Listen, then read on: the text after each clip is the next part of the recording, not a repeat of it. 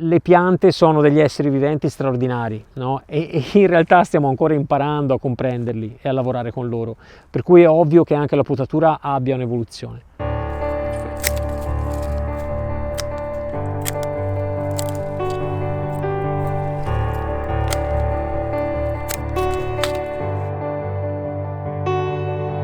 Questo qua. E lì sì, esatto, sperone sopra, perfetto. Ciao amici del bosco, è arrivato il momento anche di rimettere le mani sulle viti. Possiamo iniziare le nostre potature stagionali per far sì che la produzione di uva sia bella, abbondante, con grandi acini, eccetera, eccetera.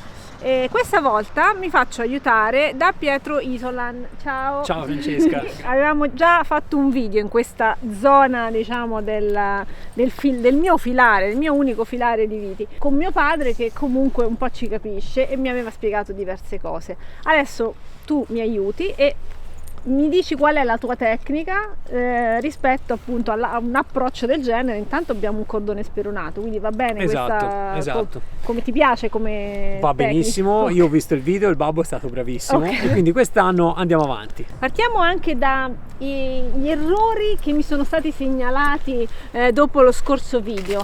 Avevo tagliato il tralcio troppo vicino alla gemma e sì, mi è stato appunto contestato il fatto che in questo modo rischiavo che poi il cugno che si crea quando si essicca il tralcio avrebbe potuto danneggiare la gemma. È un concetto corretto, okay, perché è bene che la parte che si secca sia lontana dalla gemma, così lei si secca, l'anno dopo la tagli e non ha fatto nessun guasto, diciamo, nessun danno. Il concetto del cordone speronato, lo dice anche il nome, è un cordone, quindi il cordone è un tralcio di più anni che viene speronato, quindi vengono create queste formazioni qua, che vengono chiamate speroni, appunto, che sono quelle che andranno a produrre.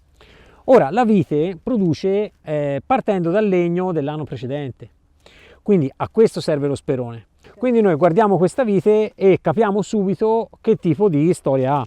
Allora, notiamo subito una cosa, che fra questo tralcio e questo c'è un piccolo vuoto, ok? C'è un tralcio debolino, poverino, quindi questo è già un dato che ci prendiamo, ok? E vediamo che qui c'è tanta roba invece, perché anche la vite, come le altre piante, ama correre in cima alla dominanza apicale famosa.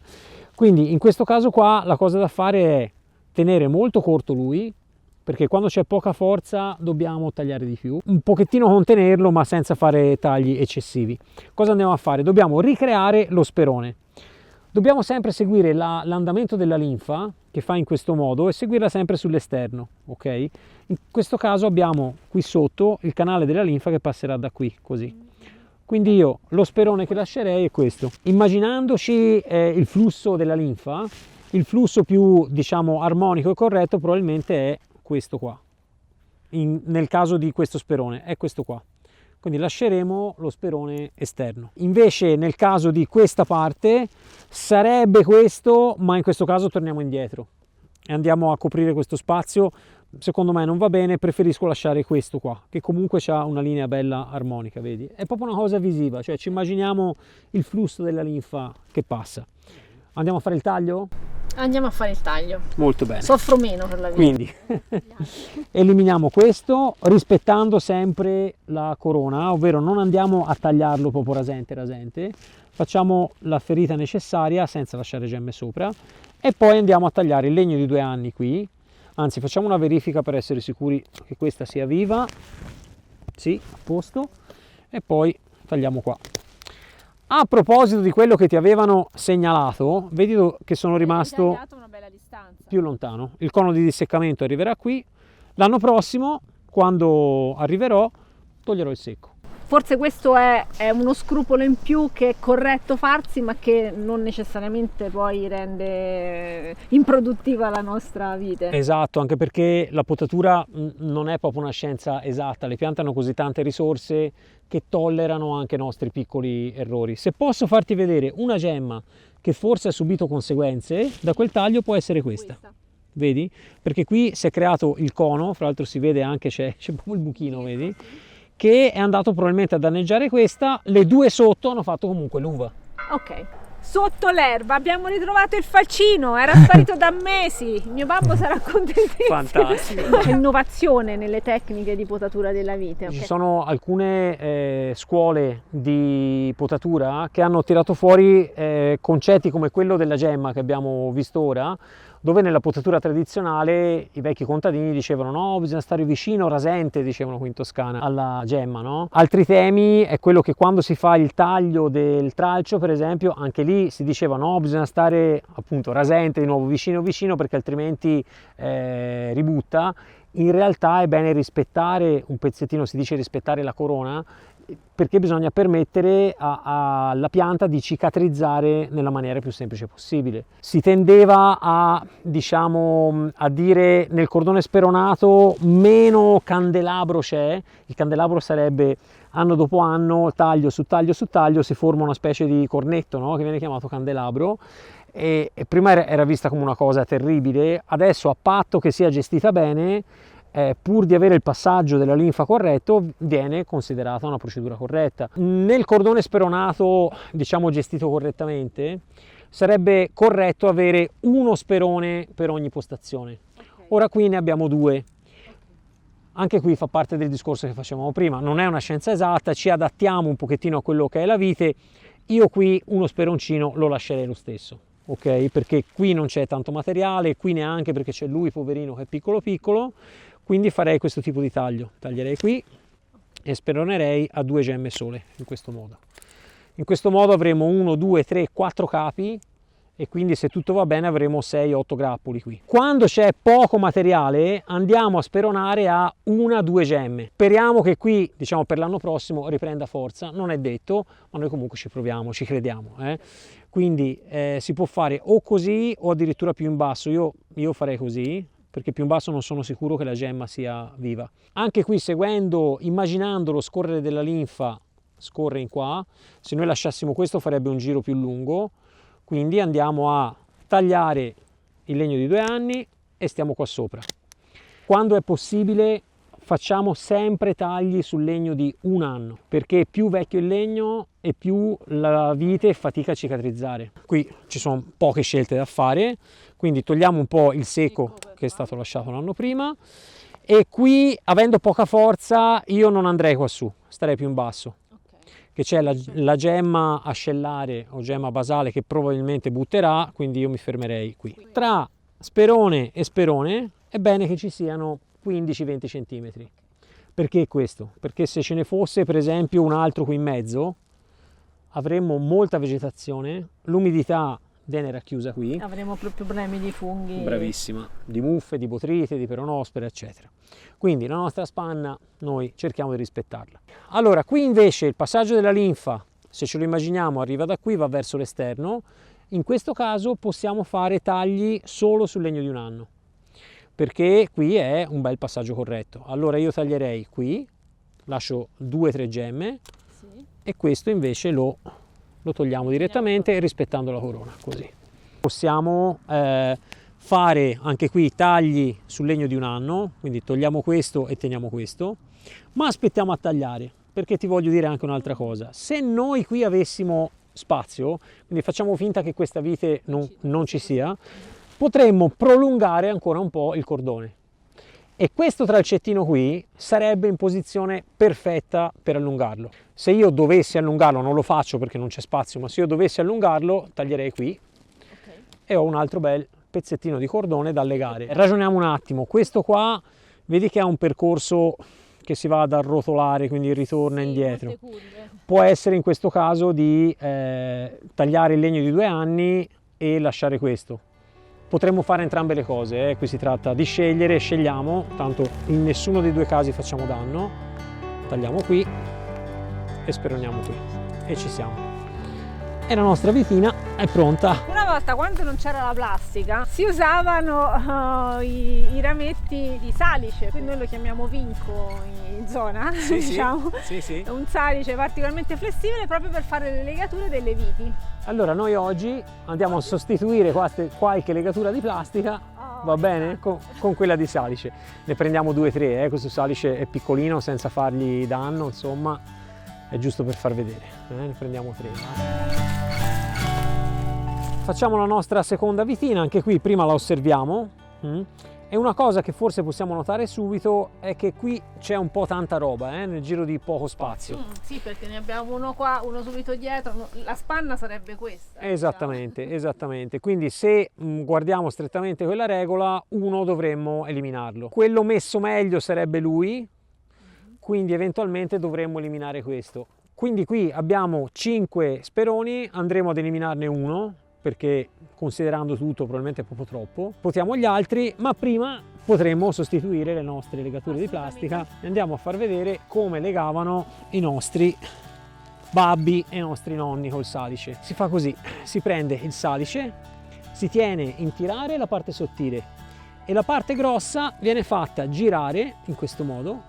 In questo modo vedi che tenendo tirata la parte sottile, che è la più leggera, e poi si fa una torsione di questo tipo in modo che rimanga fermo e si dà una tagliata.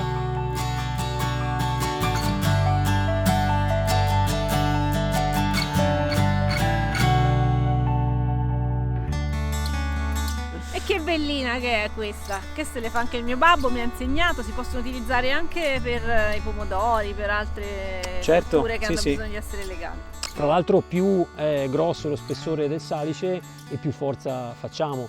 Per i pomodori per esempio basta anche questo, oppure si può girare 2 volte e abbiamo un po' più di tenuta, no? Tra l'altro questo salice tienitelo stretto perché è fantastico, guarda come un sacco di talei, bravissima, sì. Eccola qua. Quindi cominciamo, togliamo un po' di secco, ecco qua, e andiamo a speronare questo, vi lasciamo sempre qualche centimetro. Questo anche va bene, bellino, messo in verticale è perfetto, lasciamo 3 gemme. Se ne possono lasciare anche 2, nel senso che più intenso vuoi il tuo vino, e quando dico intenso dico la concentrazione di zuccheri, colore, profumo, eccetera, quindi è l'intensità.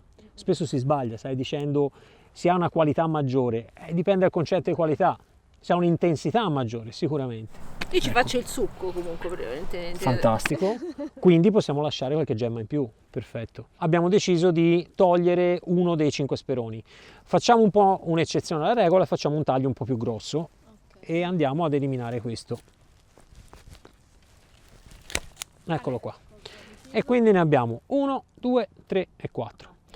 Sistemiamo il terzo, togliamo il secco e andiamo come prima a lasciare un po' di centimetri ed è sistemato. Arriviamo all'ultimo, in questo caso sempre seguendo il flusso della linfa, quello migliore è questo. Con questo torneremo indietro, per cui tagliamo sul legno di 2 anni e speroniamo.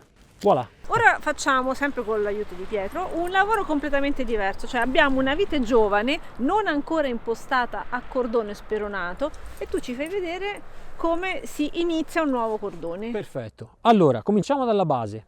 La cosa che qui sarà necessaria sarà un bel paletto da mettere qui, piantato a terra e legato ai fili. Quindi faremo la stessa cosa che è stata fatta qui, leghiamo il fusto della vite al paletto di sostegno. Dobbiamo creare questa parte qua che è il cordone, lo dice anche il nome, è tipo una corda su cui poi creeremo i nostri speroni. Come si fa? La cosa più corretta è legare al paletto circa 20 cm sotto il filo, 15 cm sotto il filo, in questo modo qua. Tagliare il nostro cordone in maniera, questo è importante Francesca, in maniera equilibrata rispetto al suo spessore, perché se io taglio un ramo di questo spessore lungo così, ok, quindi molto di più, lo sai che succede? Mi fa qualche gemma qui e qualche gemma qua sopra, e in mezzo sai che succede? Rimane vuoto, ok? E non è esattamente quello che vogliamo, perché noi invece vogliamo i nostri speroni. Quindi nel caso di uno spessore come questo, in genere sono 7-8 gemme, quindi 1, 2, 3, 4, 5, 6, 7, 8. Siamo stati anche addirittura un pelino troppo lunghi. Tagliamo così. Quindi verrà legato qui al palo e qui al filo.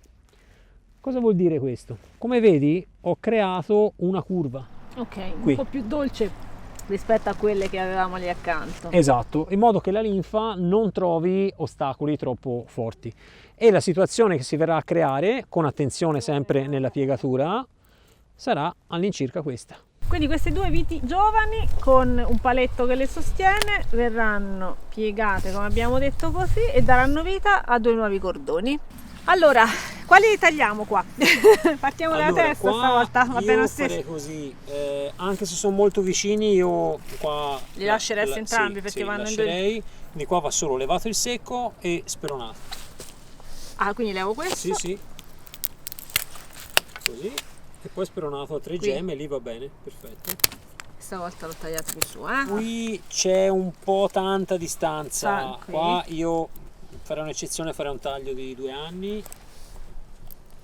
quel modo lì, e non speronerei così lungo, ma starei un po' più basso, perché qui abbiamo già la vegetazione che arriverà, così, perfetto. E io taglierei a questa altezza qua, più o meno. Ecco fatto. Così ci siamo creati un bel rinnovo. Quindi anche un lavoro creativo, anzi è proprio un lavoro creativo. Assolutamente, sì, sì.